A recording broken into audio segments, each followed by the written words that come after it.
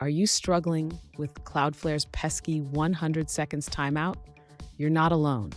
Today, we're diving into how to bypass that limit and keep your reports running smoothly. I totally get it. Waiting for a report to run only to hit that timeout can be incredibly frustrating. Many developers face this issue, and it can feel like you're hitting a brick wall.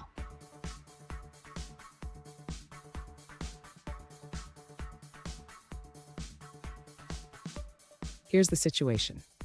One user asked how to Ajaxify their reports to avoid the 100 seconds timeout imposed by Cloudflare.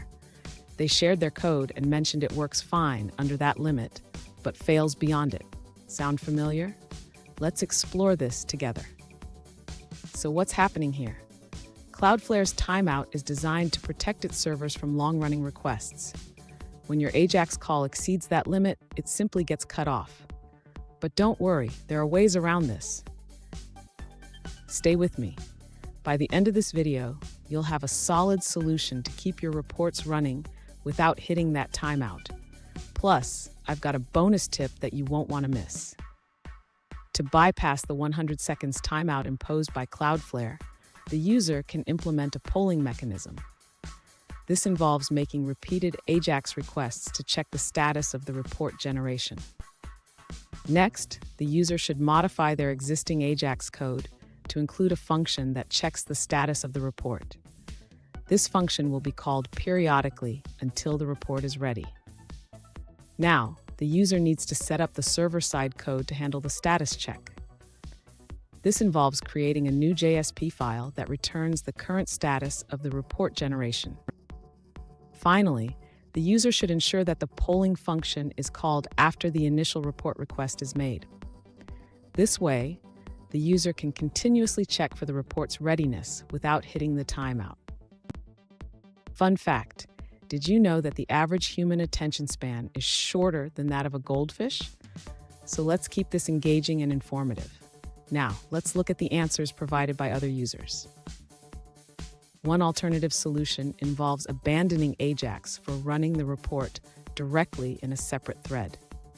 The user created a Java class to handle report generation in the background while using Ajax to poll for the report's completion. The user starts a thread to run the report and then sets up a JavaScript routine to check every second if the report is ready. If the report is produced, it displays the report. If it fails, it stops polling. Let's move forward and look at another answer. An alternative solution suggests using a subdomain to bypass Cloudflare's timeout. You can create a gray-clouded subdomain, like ajax.mydomain.com, which won't be protected by Cloudflare.